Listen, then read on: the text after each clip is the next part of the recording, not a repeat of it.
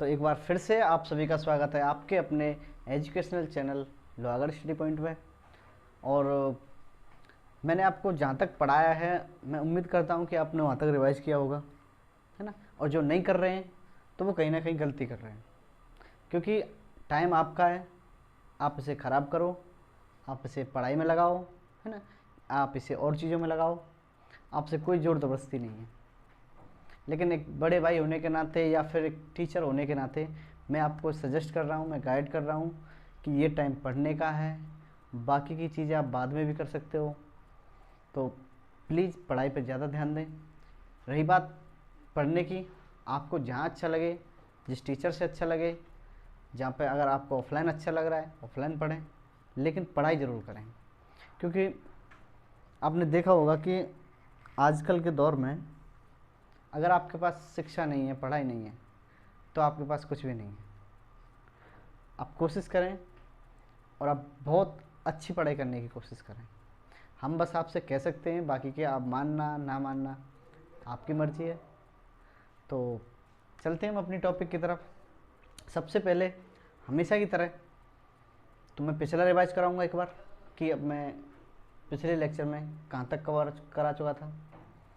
ठीक है, तो मैं अपना टॉपिक स्टार्ट करने से पहले आपसे एक बार रिक्वेस्ट करूँगा कि आप जितने भी बच्चे भाई बहन जुड़े हुए हैं वो पहले आप अपने दोस्तों के लिए शेयर ज़रूर करेंगे, और जितने भी जानकार हैं उनके लिए बताएं कि लोहागढ़ स्टडी पॉइंट है, उस पर रेगुलर क्लासेस चल रही हैं, 10th की हो, 11th हो, 12th हो।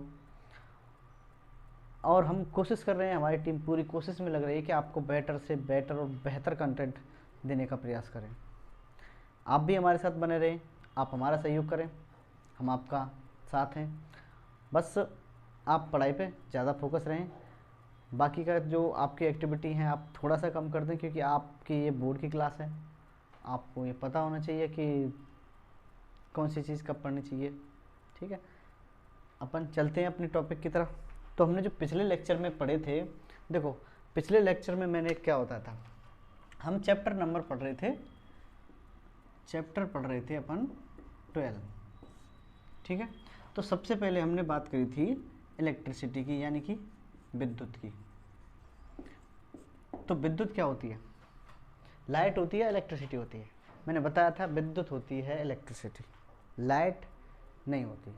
ठीक है, इसमें मैं बता चुका था, मैंने एक परिभाषा बताई थी कि आवेश प्रवाह की दर को क्या कहते हैं? विद्युत धारा कहते हैं, इलेक्ट्रिक करंट कहते हैं। अब इसमें बात आई है आवेश की, तो आवेश किसको कहेंगे अपन? तो आवेश कहते हैं, एक धनावेश होता है, एक ऋणावेश होता है, यानी एक पॉजिटिव चार्ज होता है, एक नेगेटिव चार्ज होता है ना। एक पॉजिटिव चार्ज होता है, एक नेगेटिव चार्ज होता है। मैंने बताया था कि जब तक इलेक्ट्रॉन की खोज नहीं हुई थी, जब तक इलेक्ट्रॉन की खोज नहीं हुई थी तब तक क्या मानते थे अपन कि जो विद्युत धारा है प्लस से माइनस आवेश की तरफ चलता है। ठीक है, लेकिन जब इलेक्ट्रॉन की खोज हुई तब हमें पता चला कि यहाँ पे क्या होते हैं? इलेक्ट्रॉन्स होते हैं, और इलेक्ट्रॉन्स इधर जाते हैं। इलेक्ट्रॉन किधर जाते हैं? माइनस से प्लस की ओर, और प्लस से वापस विद्युत धारा आती है। ये चीज़ अपन कवर कर चुके थे। फिर मैंने एक सूत्र बताया था, एक फॉर्मूला बताया था, I बराबर Q/T।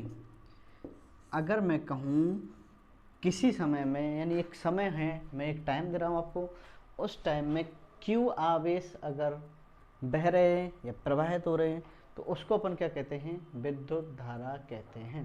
तो इसका जो फॉर्मूला था वो क्या था? I = Q/T। ठीक है, फिर अब मैंने बात करी थी जो विद्युत धारा है उसको हम मापते किस में हैं? इसका मापन करते हैं अपन एम्पियर में, है ना। और फिर मैंने बताई थी कि 1 एम्पियर की जो परिभाषा है, 1 एम्पियर की परिभाषा क्या होती है कि यहाँ पे क्या है? Q, यानी कि 1 कूलाम आवेश, 1 कूलाम आवेश कितने समय में? 1 सेकंड में। अगर किसी धारावाही चालक से या तार से, धातु के तार से बह रहे हैं तो उसमें जो उत्पन्न धारा है वो कितनी है? 1 एम्पियर है। यहाँ तक हम अपन कवर कर चुके थे। ठीक है, नेक्स्ट अपन ने बात की थी हमने, है ना, ये अपन कवर कर चुके थे। फिर हमने पोटेंशियल की बात की थी, पोटेंशियल की और पोटेंशियल डिफरेंस की बात की थी, है ना।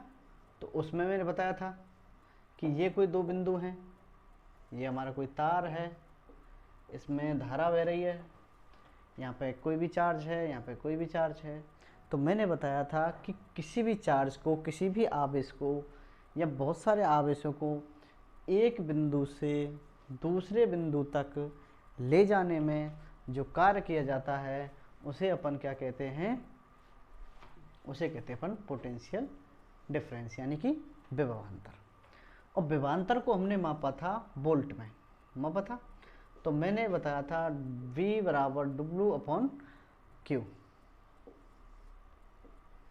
अगर मैं कहूँ कि 1 वोल्ट की परिभाषा लिखो, तो 1 वोल्ट की परिभाषा मैंने बताई थी कि अगर 1 कूलाम आवेश को किसी भी स्थान से या यहाँ से लेके यहाँ आने में जितना कार्य करना पड़ रहा है ना, और मान लो वो काम करना पड़ रहा है 1 जूल, तो उसको क्या कहेंगे अपन, 1 वोल्ट विद्युत धारा कहते हैं। यहाँ तक क्लियर था। तो हमने कल के में क्या है कि 2 फॉर्मूला पढ़े थे, V बराबर W/Q और I बराबर Q/T। इससे रिलेटेड जितने भी क्वेश्चन होंगे, न्यूमेरिकल्स होंगे, वो मैं कराऊंगा पक्का, एक भी क्वेश्चन छोड़ेंगे नहीं अपन, ठीक है। अगर आपको ये चीज़ें मैं वैसे तो बता चुका हूँ पिछली क्लास में, अगर आपको डिटेल में पढ़ना है तो आपको पिछली क्लास ज़रूर पढ़नी चाहिए ये चीज़ें आपको, ताकि डिटेल में पढ़ सकें, ठीक है। अब अपन आज हम नेक्स्ट चालू करने, अपना नेक्स्ट टॉपिक जो होगा ओम्स लॉ, यानी कि ओम का नियम। यहाँ तक किसी को कोई समस्या हो तो वो मुझे नीचे कमेंट बॉक्स में कमेंट करे कि सर हमें ये चीज़ यहाँ से समझ में नहीं आई है, ताकि मैं दोबारा प्रयास करूँ। और भाई नहीं पढ़ेंगे तो ना तो आपको मैं समझा सकता हूँ, क्योंकि आप खुद से समझना नहीं चाहते हैं, ठीक है। आज का हमारा नया टॉपिक और सबसे अच्छा टॉपिक है, बहुत सरल टॉपिक है, ओम का नियम।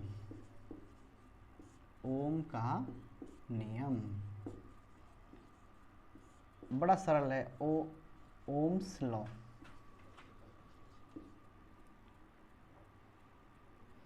ठीक है, चलो देखो ओम का नियम क्या कहता है।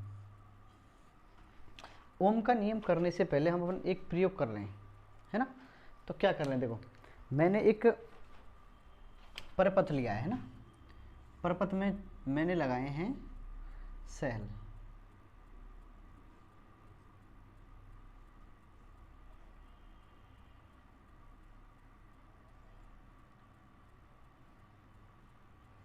चलो ये प्लस हो गया, ये माइनस हो गया, ये सेल लगा लिया मैंने। फिर मैंने लगा लिया यहाँ पे कोई कुंजी, है ना।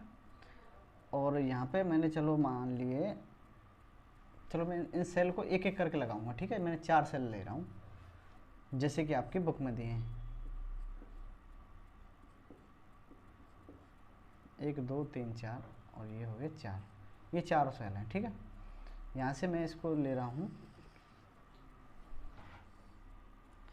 एक अमीटर जोड़ लेते हैं इसमें, प्लस माइनस, ठीक है। और एक इसमें जोड़ लेते हैं अपन कुंजी, इसमें हम कोई धारावाही, कोई प्रतिरोध जोड़ लिया हमने, इसको मैंने बिंदु ले लिया x और ये ले लिया y, और इसके दोनों बिंदुओं पर मैंने लगा लिया एक वोल्ट मीटर। ये हमारा एक परपथ बना लिया मैंने। तो ये क्या है, हमारी बैटरी है या फिर सेल है, या प्लस होता है या माइनस होता है। ये मैंने अलग क्यों किया है, यानी कि मैं इसको यहाँ पे भी जोड़ सकता हूँ, यहाँ पे जोड़ सकता हूँ, यहाँ पे 4 कंडीशन बनाई है। अब इस चित्र को आप समझेंगे बड़े आराम से। देखो अब मैंने बताया था जो की होती है हमारी कुंजी होती है, अगर इसमें डॉट लग रहा है तो इसका मतलब है कि इसमें धारा आ रही है ना। आप इसको जैसे कि अमीटर यहाँ लगा है, आप इसको यहाँ लगा सकते हो, यहाँ लगा सकते हो, कहीं पर लगा सकते हो। लेकिन जो अमीटर है लगाना कहाँ पे है, आपको सीरीज में लगाना है, यानी श्रेणी क्रम में लगाना है। और ये जो वोल्ट मीटर है समांतर क्रम में लगाना है। इसके थ्रू अपन ओम का नियम पढ़ेंगे। देखो मैंने ये लिए सेल, क्या लिए हैं, सेल। ये सब क्या हैं, सेल हैं, ठीक है। और मैंने कितने सेल लिए, 4 सेल लिए, ठीक है। समझने का प्रयास करना बहुत सरल है। ये क्या है, मेरे 4 सेल हैं। चलो मैंने मान लिया कि 1.5 वोल्ट का एक सेल है ना। ये इम्पोर्टेंट नहीं है, जो मैं बताऊं वो इम्पोर्टेंट है। अब देखो, इस परपथ में मैंने कुंजी लगा दी और इसमें आ रही है धारा, यानी कि इसमें करंट आ रहा है। अब देखो, जब मैं एक सेल को जोड़ रहा हूँ इसमें, यानी कि अब कितना 1.5 वोल्ट हो रहा है ना। तो अगर एक सेल को मैं लगा रहा हूँ तब इसमें विद्युत धारा में कितना परिवर्तन हो रहा है। दूसरी बात, फिर मैं अगर इसके 2 सेल यूज करूँ, है ना, तब विद्युत धारा में कितना परिवर्तन हो रहा है। फिर ऐसे में 3 सेल यूज करूँ, फिर ऐसे 4 सेल लगाऊँ, है ना। तो हम एक एक करके जैसे सेल यूज कर रहे हैं, तो इसमें देखो एक जो चीज़ है, एक तो होगी आई क्या होती है हमारी, विद्युत धारा, और V का नापता है हमारा, वोल्ट में नापता है V, और A जो है अमीटर में नापता है, इसको कहते हैं वोल्ट मीटर और इसको कहते हैं अमीटर, है ना। ये क्या हो गया हमारा, R प्रतिरोध है ना, R क्या है, प्रतिरोध है। तो ओम का जो नियम है वो R के बारे में, I के बारे में, V के बारे में संबंध बताता है। मैं इसको कैसे लिख सकता हूँ कि ओम का नियम क्या करता है, R यानी कि प्रतिरोध, V यानी कि वोल्ट विभवांतर, और I इन तीनों का क्या बताता है, संबंध बताता है। तो ओम के नियम में क्या है कि ओम का नियम कहता है, आपको याद रखना है ओम और वीर, क्या याद रखना है, ओम वीर, यानी कि ओम का नियम क्या है, V = I, R लिख सकते हैं इसको, या फिर इसको I को इधर ले जाएं तो V/I भी लिख सकते हैं इसको, R का मान निकल आएगा, है ना। V का निकल गया, R का निकल गया, I का निकालेंगे तो V/R लिखेंगे, और फिर किसका निकल आएगा, I का। तो ये हैं हमारे ओम के नियम के सभी फॉर्मूला, ठीक है। अब देखो, जो मैंने परपथ बनाया था इसका मतलब क्या था, देखो, तो जब अपन वोल्ट चेंज कर रहे थे, भाई एक सेल लग रहा था तो 1.5 वोल्ट था, फिर 2 सेल लगाए 3 वोल्ट, 4 सेल लगाएंगे 6 वोल्ट। तो जैसे जैसे सेल का जो वोल्ट का मान बढ़ रहा है, यानी विद्युत का जो विभवांतर है वो बढ़ रहा है, उसी प्रकार जो वोल्ट मीटर है उसमें जो विभवांतर का मान भी उसी अनुपात में बढ़ेगा जिस अनुपात में ये विद्युत हमारी बढ़ रही है। दोबारा देखो कि मैं मान लो ये B है ना, अगर मान लो एक सेल ले रहा हूँ, यानी कि मैंने ले लिया, बाई चांस मैंने ले लिया एक सेल,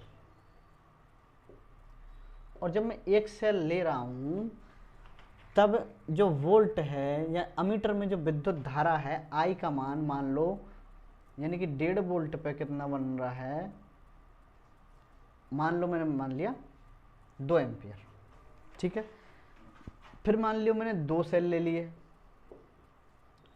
तो ये वोल्ट कितना हो जाएगा, 3 वोल्ट हो जाएगा, और ये हो जाएगा 4। अगर मैंने 3 सेल ले लिए तो कितना हो जाएगा, 4.5, और ये हो जाएगा 6। फिर अगर मैंने 4 सेल लिए तो वोल्ट का मान हो जाएगा 6, और ये हो जाएगा 8। कहने का मतलब ये है कि ये जो आंसर आएगा, ये जो आंसर आएगा हमारा, चारों का जो आंसर आ जाएगा, यानी I का जो मान है, I का मान इसका, इसका, इसका, इसका, सबका बराबर आएगा। इसलिए अपन कह सकते हैं, कहते हैं कि V/I का मान, ये सॉरी V/ कौन से सूत्र से लेंगे अपन, V और I, इससे तो अपन कह सकते हैं कि जो विद्युत है, जो ओम का नियम है वो ये कहता है कि अगर कोई हमने एक चालक ले लिया, ये चालक लिया हमने XY, है ना, किसी धारावाही चालक में प्रवाहित धारा, किसी धारावाही चालक में प्रवाहित धारा विभवांतर के समानुपाती होता है। अगर मैं इसको, आप इसका एक बार स्क्रीनशॉट ले लो, है ना, फिर मैं वो लिखूंगा। देखो अब इसको अपन लिख लेते हैं एक परिभाषा में। तो परिभाषा क्या कह रही है तो ओम के नियम की परिभाषा कह रही है, ओम के नियम की क्या ले रहे हैं अपन, परिभाषा। देखो परिभाषा क्या कह रही है, किसी धारावाही चालक में, किसी धारावाही चालक का मतलब है जिसमें करंट आ सकता है ना, किसी धारावाही चालक में विद्युत धारा का मान, विद्युत धारा का मान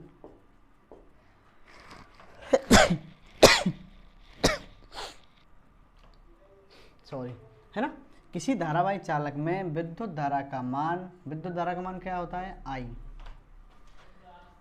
चालक के, इसी चालक के, ठीक है, चालक के दोनों सिरों, चालक के दोनों सिरों के बीच विभवांतर के समानुपाती होता है। देखो एक बार दोबारा मैं यह चीज़ें समझा दूंगा, एक सेकंड रुक जाओ।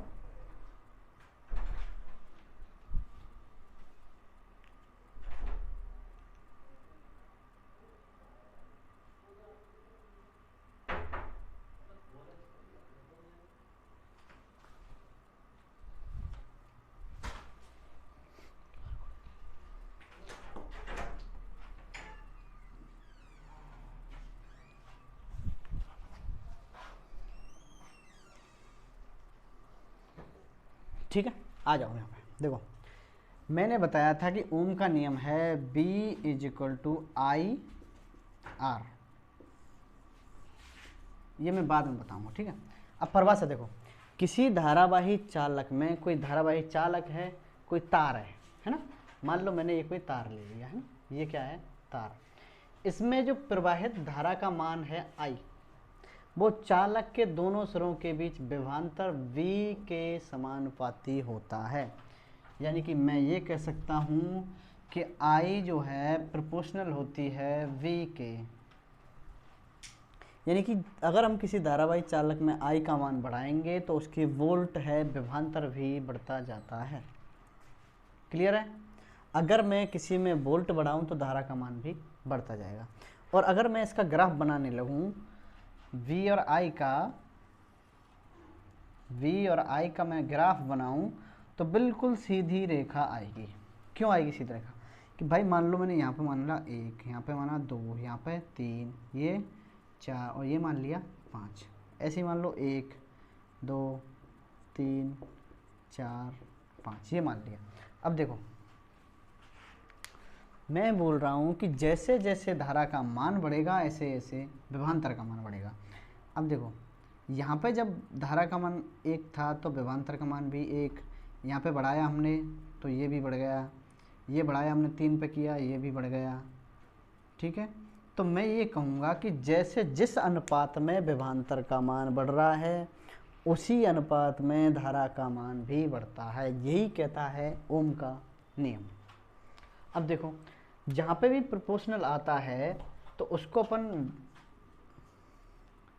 अब I है, इसको अपन ऐसे भी लिख सकते हैं कि V प्रोपोर्शनल टू I, एक ही बात है। तो V = I और यहाँ पे लगा देंगे एक R, इसको कहेंगे अपन कांस्टेंट, ये कांस्टेंट होगा, और इसको कहेंगे अपन प्रतिरोध, क्या कहेंगे, रेजिस्टेंस। इसको क्या कहते हैं अपन, प्रतिरोध कहते हैं। यहाँ तक समझ में आया। ओम का नियम क्या कह रहा है कि किसी धारावाही चालक में अगर विद्युत धारा प्रवाहित करी जा रही है तो उसके बीच जो विभवांतर का मान होता है वो उसके समानुपाती होता है। ये बस इतनी सी बात है, ओम का नियम कहता है। अब हमने देखा कि जो आर हमने यहाँ पर लगाया है इसका मतलब क्या है, इसको अपन कहते हैं प्रतिरोधक, सॉरी प्रतिरोध, है ना। अब पढ़ेंगे अपन प्रतिरोध के बारे में, आप ले लो इसके एक स्क्रीनशॉट।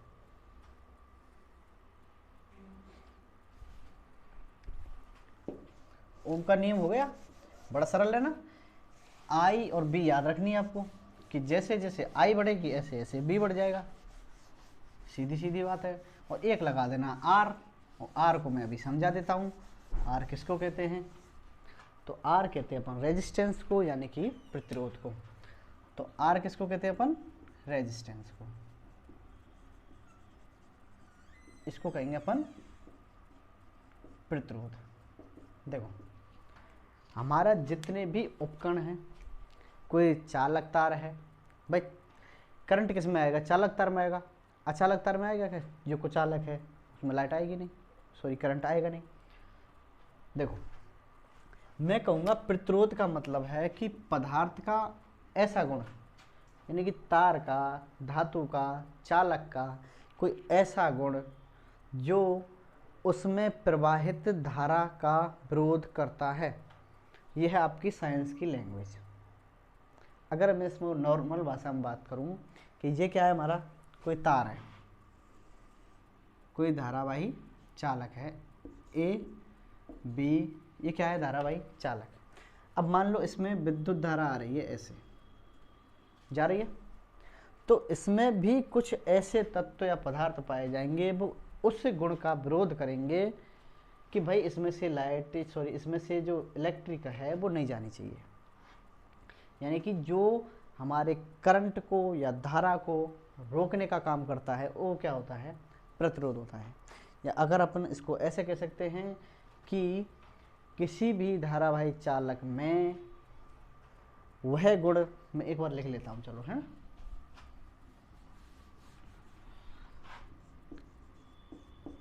किसी धारावाही चालक का वह गुण जो जिससे वह अपने में से प्रवाहित धारा का विरोध करता है।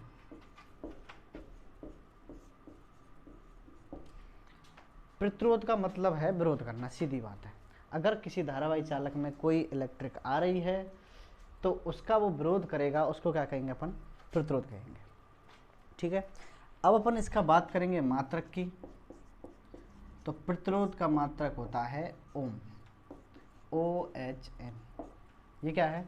प्रतिरोध का मात्रक है। अब मैंने जैसे कि 1 वोल्ट की परिभाषा बताई थी, 1 एम्पियर की परिभाषा बताई थी, अब यहाँ पढ़ेंगे अपन 1 ओम की परिभाषा। ठीक है, 1 एम्पियर की परिभाषा अपन पढ़ा चुके हैं, 1 वोल्ट की पढ़ चुके हैं, और अब अपन देखेंगे 1 ओम की। देखो हमने पढ़ा था V = IR, अभी पढ़ के आए हैं। फिर हमने R की वैल्यू निकाली है V/I, ठीक है, निकाली थी। तो हमें क्या है? ओम में प्रतिरोध लेना है। अब ये हमें ज्ञात करना है, ठीक है, R। तो जब मैं वोल्ट क्या है? विभवांतर, और I क्या है? धारा। तो यदि किसी धारावाही चालक में 1 वोल्ट की धारा प्रवाहित करने पर, कितनी? 1 वोल्ट की धारा प्रवाहित करने पर उसमें कितनी विद्युत धारा उत्पन्न हो रही है? 1 एम्पियर। आई को एम्पियर में नापते हैं, तो इसको क्या कहेंगे अपन? 1 ओम कहते हैं। तो ये किसकी परिभाषा है? 1 ओम की परिभाषा है। ठीक है, यानी कि अगर किसी विद्युत धारावाही चालक में 1 वोल्ट की धारा, 1 वोल्ट विभवांतर उत्पन्न करने के लिए 1 एम्पियर की धारा प्रवाहित करी जा रही है, तो उसमें जो प्रतिरोध होगा उत्पन्न कितना होगा? 1 ओम होगा। तीनों चीज़ मैं आपको दोबारा लिखा रहा हूँ, ये आपको कल होमवर्क में याद करनी है। 1 ओम की परिभाषा, 1 वोल्ट की परिभाषा, 1 एम्पियर की परिभाषा। ठीक है, ये तीनों आपको याद होनी चाहिए कल। ठीक है, यहाँ तक क्लियर है? तो ये क्या था? हमारा प्रतिरोध। ठीक है, आप इसका एक स्क्रीनशॉट ले लो।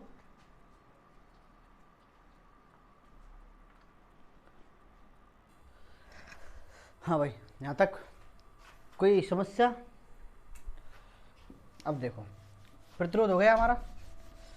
अब जैसे अपन धारा को मापते हैं एम्पियर में, अमीटर के द्वारा, विभवांतर को वोल्टमीटर के द्वारा नापते हैं, है ना।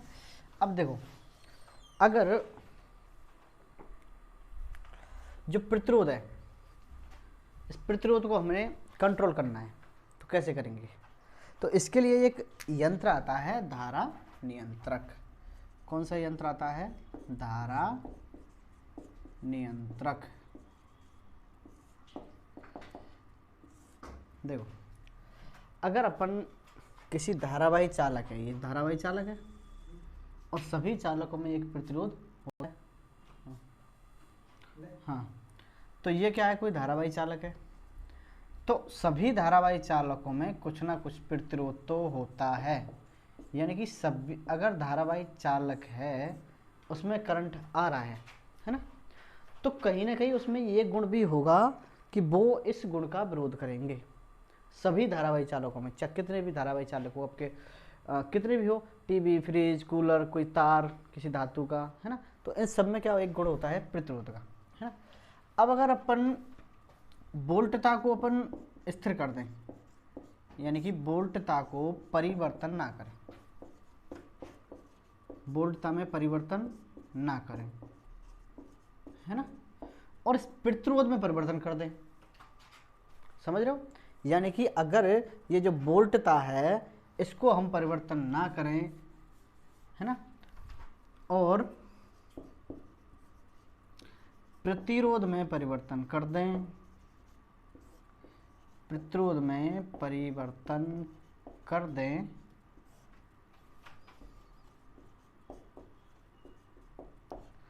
तो इसको कहेंगे अपन परिवर्ती।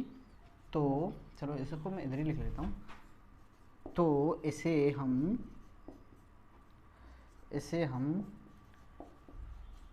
परिवर्ती प्रतिरोध कहते हैं। और इस परिवर्ती प्रतिरोध को जिससे अपन नापेंगे, इस परिवर्ती प्रतिरोध को हम जिस चीज़ से मापते हैं या फिर इस प्रतिरोध को जो कंट्रोल करता है वो क्या होता है? धारा नियंत्रक होता है, रियोस्टेट होता है।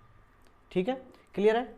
मैंने बोला था कि ये हमारा कोई धारावाही चालक है, इसमें कुछ ना कुछ प्रतिरोध होता है, तो इस प्रतिरोध को अपन परिवर्तन करें, किसके थ्रू करेंगे? अपन धारा नियंत्रक के थ्रू। ठीक है, लेकिन इसमें शर्त क्या है कि वोल्टता में चेंज नहीं करना है। इसी प्रकार जैसे कि अब मैं एक प्रयोग कर रहा हूँ, तो इससे क्या पता चल रहा है कि सभी में प्रतिरोध होता है। अब मैं एक प्रयोग कर रहा हूँ, देखो ये हमारा कोई, मैंने एक दो पॉइंट ले लिए है ना,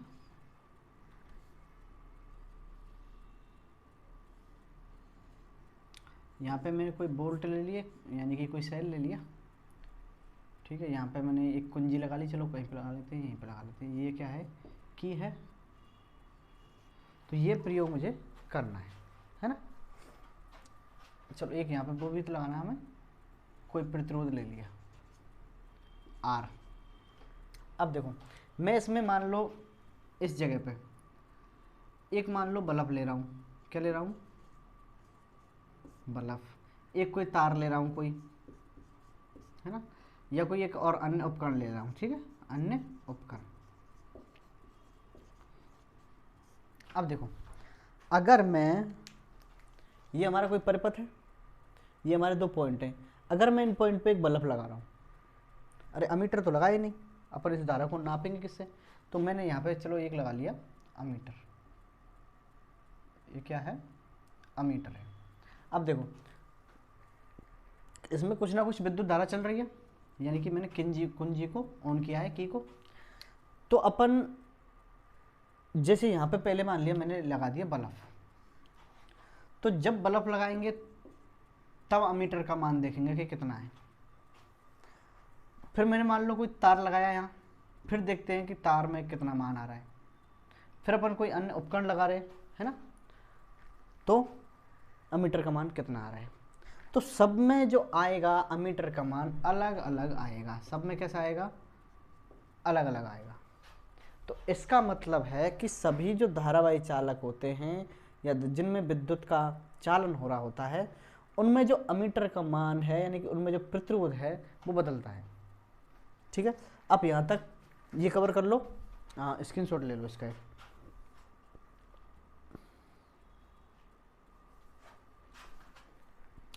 ठीक है, धारा नियंत्रक हो गया हमारा। धारा नियंत्रक क्या होता है, अगर वोल्टता में चेंज ना करें हम और उसमें उसकी प्रतिरोध में परिवर्तन करें, उसको क्या कहेंगे अपन, परिवर्ती प्रतिरोध। और इसको जो परिवर्ती प्रतिरोध को जो नियंत्रित करता है वो क्या करता है, धारा नियंत्रक।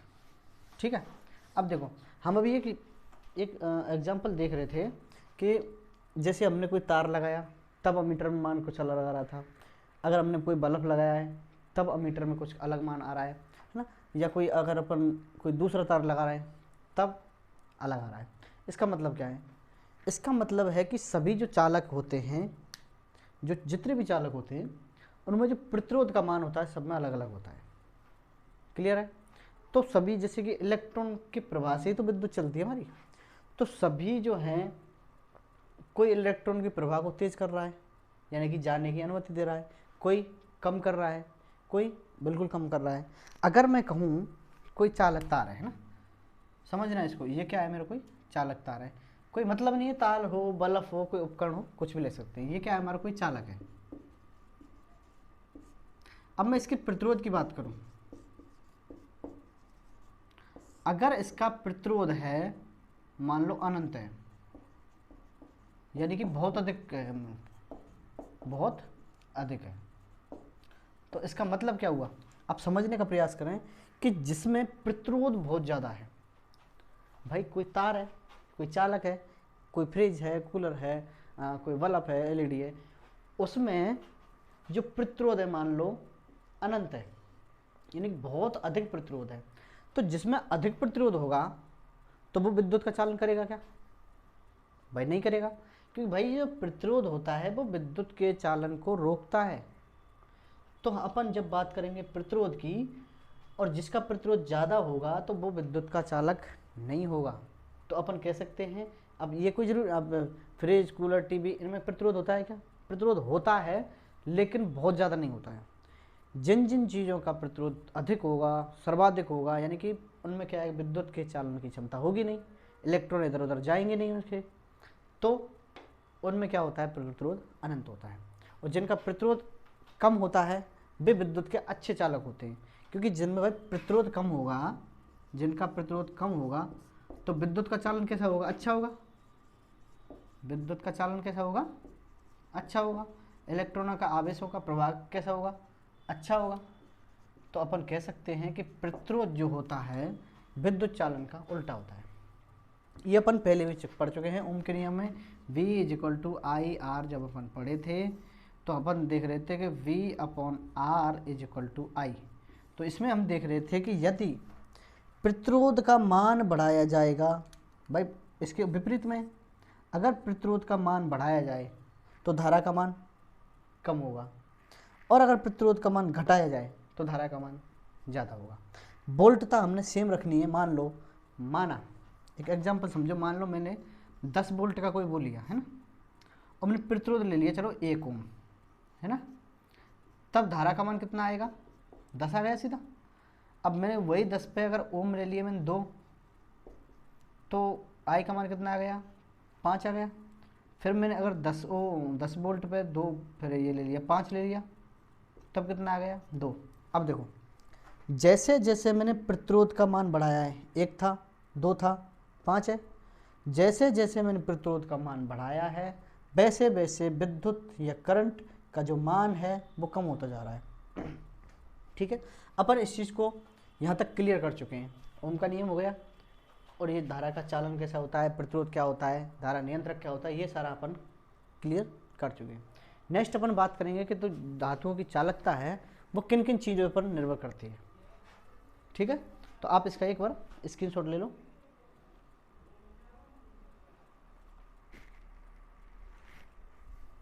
देखो अब अपन बात करेंगे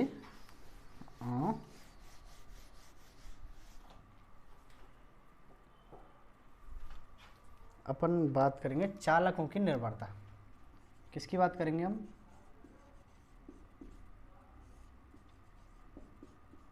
चालकों की निर्भरता। हमारा कोई धारावाहिक चालक है, वो किस किस चीज़ पर निर्भर करता है? देखो, सबसे पहली बात तो अगर जब अपन ताप की बात करेंगे तो चाहे प्रतिरोध हो चाहे आई हो धारा, वो ताप पे तो निर्भर करेगा। ठीक है, हम बात कर रहे हैं, देखो सबसे पहले जो है हमारा चालक की लंबाई पर निर्भर करेगा। चालक की लंबाई पर निर्भर करेगा। ठीक है, दूसरी चीज, जो चालक है, जो पदार्थ है, उसकी प्रकृति पर, पदार्थ की प्रकृति पर। और एक इंपॉर्टेंट चीज है पदार्थ की अनुप्रस्थ काट।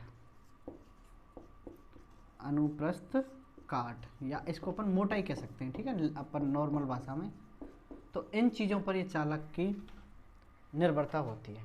एक एक को मैं समझा रहा हूँ अभी, फिर अपन चालक की निर्भरता का एक सूत्र है वो अपन पढ़ लेंगे। अब देखो,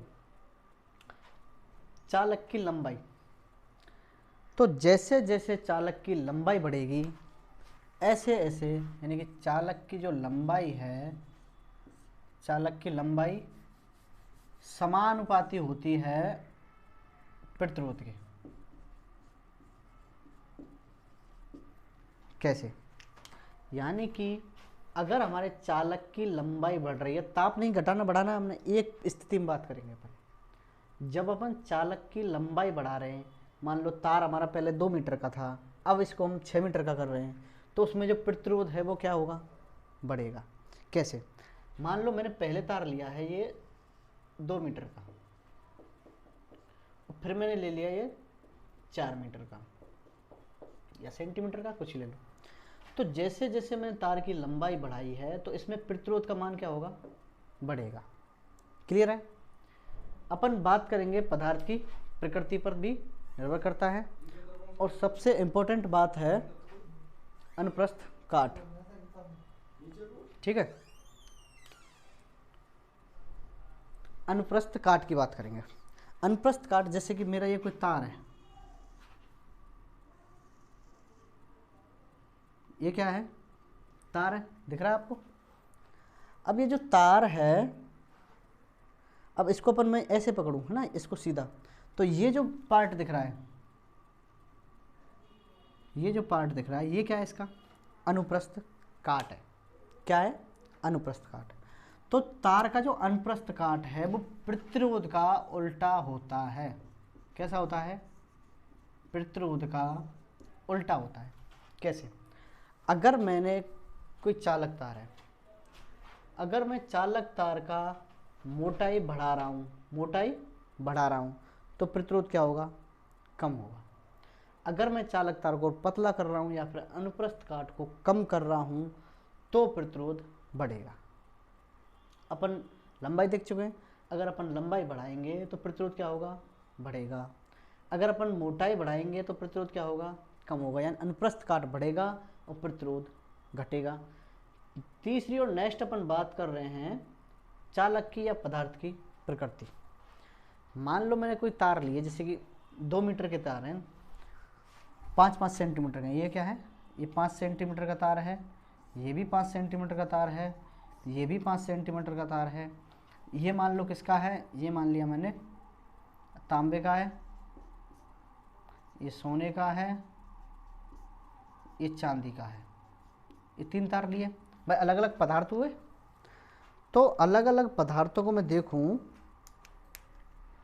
तो अलग अलग पदार्थों में जो प्रतिरोध होता है वो कैसा होता है? अलग अलग होता है। यहाँ तक क्लियर है? यानी चालक की जो लंबाई है वो क्या है? प्रतिरोध के समानुपाती होती है।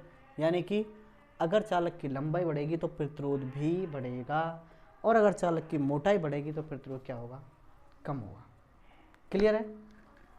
हम बात करेंगे तांबा, सोना, चांदी, यानी कि पदार्थ की प्रकृति पर। यानी कि अगर पदार्थ की प्रकृति अलग है, तांबा है तो अलग प्रतिरोध होगा, सोना है तो अलग प्रतिरोध होगा, और चांदी है तो अलग प्रतिरोध होगा। ठीक है, अब इसको मैं एक सूत्र के थ्रू लिख रहा हूँ, आप इसको एक बार स्क्रीनशॉट लिख लें, है ना।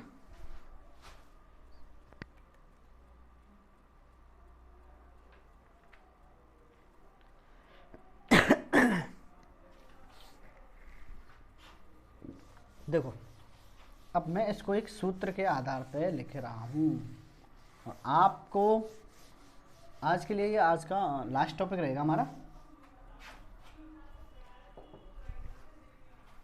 देखो, चालकों की निर्भरता, हाँ हम बात कर रहे हैं किसकी, चालकों की निर्भरता। हमने सबसे पहला पॉइंट क्या वो कि आर प्रोपोर्शनल होता है किसके समानुपाती होता है, लंबाई के होता है। दूसरी अपन दो चीज़ याद रखनी है, और आर जो है प्रोपोर्शनल होता है, एंटी प्रोपोर्शनल होता है ए के। ए को क्या कहते हैं अपन,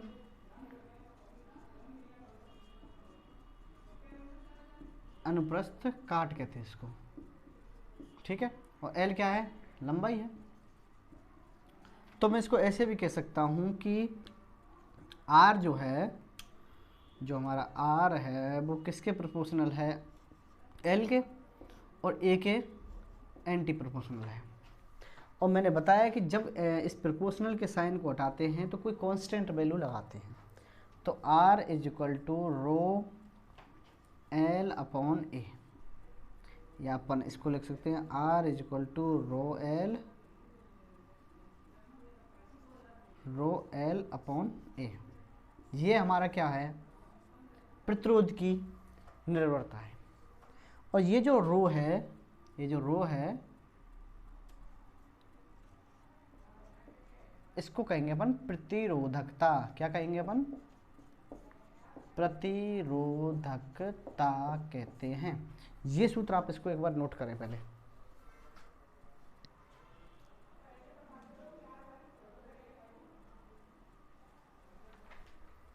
यानी कि प्रतिरोध अपन पढ़ चुके हैं। तो प्रतिरोधक क्या है, एक पदार्थ का गुण होता है, पदार्थ का गुण होता है। यानी कि ये वो गुण है जो पदार्थ में प्रतिरोध को मापता है। यानी कि हम कह सकते हैं कि ये जो प्रतिरोधकता है विद्युत की जो चालकता है उसको बताता है। यानी अगर प्रतिरोधकता ज़्यादा है तो विद्युत कम बहेगी, और अगर प्रतिरोधकता कम है तो विद्युत का चालन अधिक होता है। तो आज तक के लिए हम यहीं पर करने वाले हैं। अच्छा, इसका एक मात्रक भी रह गया, इसका मात्रक होता है ओम और मीटर। अब देखो यहाँ पे मीटर क्यों लेते हैं, हमने पढ़ा था कि ये लंबाई पर निर्भर करता है, और लंबाई किस में नापते हैं, मीटर में। क्लियर है। अब देखो, इससे रिलेटेड अपन नेक्स्ट जो टॉपिक होगा, अपनी जो नेक्स्ट वीडियो होगी, इससे रिलेटेड अपन क्वेश्चन करेंगे या न्यूमेरिकल करेंगे जो आपके बुक में होंगे। उनको करने के बाद मैं चाहूँ तो अभी 5 मिनट में करा सकता हूँ, लेकिन मैं अगली में कराऊँगा, क्योंकि जैसे मैं उनको कराऊँगा तो ये जो चीज़ें मैं दोबारा समझा दूँगा उनको, ताकि आपको ये जो मैंने आज पढ़ाया है वो कल भी रिवाइज हो जाए, और आज तो आपने कर ही लिया होगा। और जो भी अपना बचा होगा टॉपिक उसको अपन नेक्स्ट वीडियो में कवर कर लेंगे। तो शायद हमारा जो नेक्स्ट जो लेक्चर होगा, एक तो सीरीज कॉम्बिनेशन, एक पैरेलल कॉम्बिनेशन, उसमें कर लेंगे। तो लगभग अपन 4 या 5 लेक्चर में ये सारा चैप्टर बहुत अच्छी तरह कवर कर चुके होंगे, बशर्ते आपको पढ़नी होंगी ये चीज़ें। मेरा क्या है, मैं इनको बता के चला जाऊंगा, आप नहीं पढ़ेंगे तो कोई फ़ायदा नहीं निकल रहा। आप इससे अच्छा है आप पढ़ो मत, फिर भाई अपना टाइम वेस्ट मत करो, क्योंकि आपका टाइम कीमती है। तो मैं आपको हिंदी में समझा रहा हूँ कि आपको ये टाइम जो है निकल रहा है उसको वेस्ट ना करें, धीरे धीरे पढ़ें, कम कम पढ़ें। हालांकि मैं इतने हार्ड टॉपिक लेके नहीं चल रहा हूँ, बड़े आराम आराम से स्लो चल रहे हैं अपन, ताकि आपको भी बोरिंग फील ना हो और मैं भी अपना धीरे धीरे आपको समझाता रहूँ। आपको कोई भी चीज़ अगर पढ़ाई में संबंधित समझ में नहीं आ रही है तो हमारा जो टेलीग्राम चैनल है लोहागढ़ स्टडी पॉइंट, उस पर आप मैसेज करें, आप वहाँ से सारी क्लासेस की देख सकते हैं। अगर आपको फिर भी कोई समस्या आ रही है तो एक बार वीडियो वापस करके ज़रूर देखें, क्योंकि कहीं ना कहीं मेरे हिसाब से मैंने बहुत बेटर कंटेंट देने का प्रयास किया है। आपको मेहनत करनी पड़ेगी अगर आपको अच्छे नंबर लेके आने तो, ठीक है। और अपन मिलेंगे नेक्स्ट वीडियो में, और नेक्स्ट वीडियो होगी हमारी पैरेलल कॉम्बिनेशन और सीरीज कॉम्बिनेशन के साथ। तब तक के लिए आपके लिए होमवर्क है मेरी तरफ से होमवर्क वो क्या है, आपको एक ओम की परिभाषा जो कि मैं पहले बता चुका हूँ, एक वोल्ट की परिभाषा, एक एम्पियर की परिभाषा, ये तीनों परिभाषाएं याद होनी चाहिए। एक विद्युत धारा आई का सूत्र, एक वोल्ट का सूत्र, और एक ये 5 चीज़ आपको मैं देके जा रहा हूँ। आपको वास्तव में अगर ये पढ़नी है चीज़ें तो ये याद करनी पड़ेगी भाई, बाकी का आप इग्नोर भी कर सकते हो, ठीक है। अगर आपको ये वीडियो अच्छी लगी हो तो लाइक ज़रूर करके जाएं, अपने जितने भी साथी हैं, क्लासमेट्स हैं, उनके लिए शेयर करें, उन्हें बताएं कि रेगुलर लोहागढ़ स्टडी पॉइंट पर क्लासेस चल रही हैं, 11th science, 12th science, math भी है ना। तो बाकी का आप अपने बड़े भाई बहन हैं जो मैथ साइंस से पढ़ रहे हैं उनके लिए वीडियो सजेस्ट करें कि वहाँ पर क्लासेस चल रही हैं। तब तक के लिए मैं विदा लेता हूँ आपसे, मिलता हूँ नेक्स्ट वीडियो में। धन्यवाद।